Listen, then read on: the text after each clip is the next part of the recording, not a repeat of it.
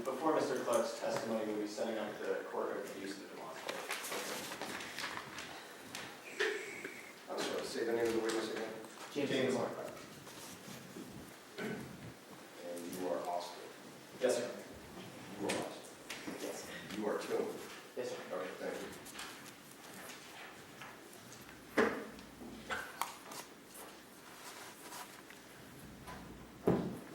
Does this position work well for Your Honor to see? Sure, that's fine with me. Okay. Austin Kiggs for the plaintiff. May I proceed? You may.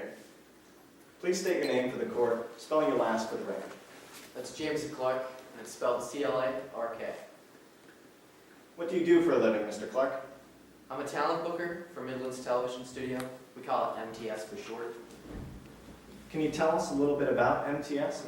What kind of company is that? Well, it's a television studio like any other. We have a variety of programs. We do cooking, sports, news, but I'm mostly involved with their late-night talk show, Midland's After Dark.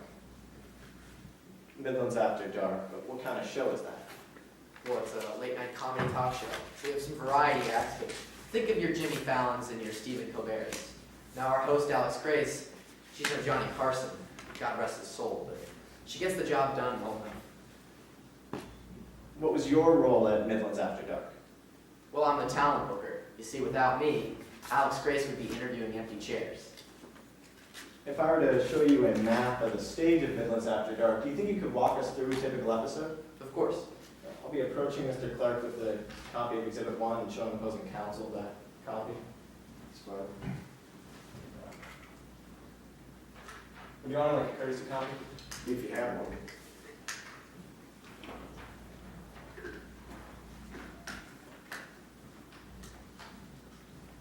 Hey, thanks so much. Could you tell us about that map? Sure, it's a recreation of Soundstage 31A, my home away from home. Does it look like a fair and accurate copy of the map of the set? Looks to be out here, but Chief, it's not to scale. Is that going to be a problem? I can assure you, Mr. Clark, the attorneys have already agreed that's not an issue. Besides that, does it look fair and accurate? Yeah, it's got everything. Plaintiff moves Exhibit 1 into evidence. Any objection? No objections, Your Honor. Okay. I may show an enlarged copy, Your Honor, to the Sure, jury. it's admitted.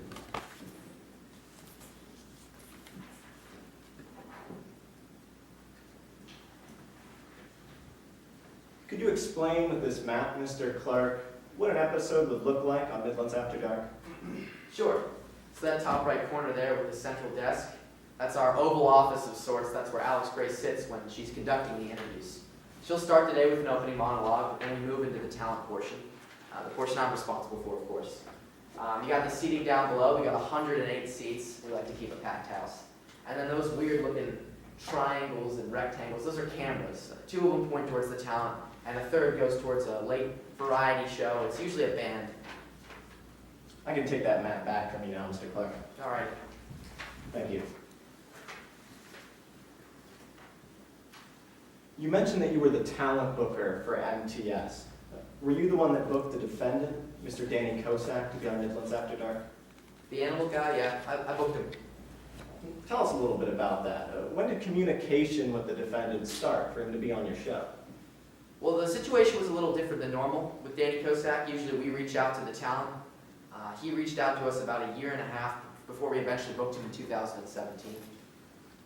If he reached out to you a year and a half before his performance, why did it take so long for him to be booked? We got a pretty easy policy to follow here at MTS, and that's that the talent, well, they have to be talented. When he first reached out, he was a nobody. But around May of 2017, when we did book him, he'd really grown in his number of viewers, so we figured we could get him aboard. So when did you schedule his appearance on MTS? I gave him 3 dates to choose from, and he was pretty adamant about the first available show, June 29th of 2017. When was that scheduling finalized? When did you make that decision? It was late May of the same year. So about how much time was there between when you booked Danny Kosak and when the performance would be? I'd say about a month. We had on and off communication. What was that on and off communication? What did you and the defendant talk about before the show? Primarily, we just sent some emails back and forth, the logistic stuff, but I actually met with him face-to-face once as well. Let's talk about that face-to-face meeting. Where was that? Well, it was at his private zoo of sorts. What do you mean by that? What happened when you got there? I've been to a lot of meetings, but this one definitely takes the cake in terms of how strange it was. I get there and the place is all run down. And I get to the reception desk, but nobody's home. I look left and right, and the only thing I can see is a parrot in the corner. I think the parrot understood that I had no idea where I was going, because he started shouting at me, "Danny's in the back, Danny's in the back." Did you find Danny Kosak in the back of the zoo? Yeah, how about that? Parrots are pretty smart. You know they can live to be 100 years old? I wasn't aware of that, Mr. Clark, but were you able to find Mr. Kosak in the back? Yeah, my bad. He was in an auditorium training with his chimpanzee. Tell us about that training. What did you see? It's pretty simple stuff. He would send him a hand signal. The chimpanzee would respond. Then he'd go over, give him a treat, repeat it every time. But the last trick didn't really go as planned. Why do you say Objection, that? Your Honor, speculation. This is speculation because this witness is assuming that things did not go as planned. Okay, I'll sustain the objection, but if you want to rephrase your question or get to it through a direct question. Yes, Your Honor. Could you tell us about the end of the training? What happened? Well, yeah, Danny Kosak put out one last hand signal, hand thumb down, and the chimpanzee came rushing towards him. That's when Danny Kosak told me himself that that's not how it was supposed to go, that the chimpanzee was supposed to nod. At this point, how long was it until the performance was supposed to occur? We were about a week out from the performance, but he assured me that everything would be okay and ready to go for our performance on the 29th, so I wasn't too worried. You mentioned before that there was a little more email communication between you and the defendant. What was that regarding?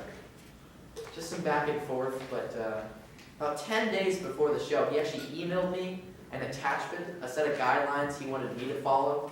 You know, usually when I go to the circus, you figure those things are completely trained, but this, he had specific things he needed us to do on our end to ensure the safety. Would you recognize those guidelines if I were to show them to you? Absolutely. I'll be approaching opposing counsel and Mr. Clark with Exhibit 23.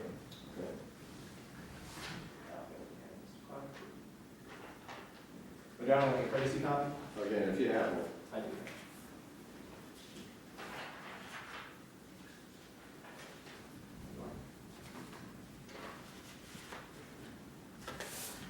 Stand by.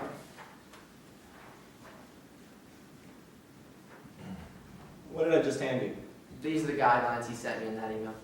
Do they look fair and accurate, those guidelines that you were sent? Yep, all 15 of them right here. Plaintiff moves Exhibit 23 to evidence. Any objections? No objections, Your Honor. Okay, to be so admitted. What did you do after you received these rules from the defendant? Well, I sent them to our host, Alex Grace, and from there they went to the rest of the staff. But we had to make sure that everybody understood them for Danny Kosak's sake. So I went through them with my team line by line in a meeting, and I tried to follow them the best I could with some arrangements I made before the date of the show. How long was it before the show that the defendant sent you these guidelines? We were about a week or so out, real short notice. I can take those back from you now, Mr. Clark.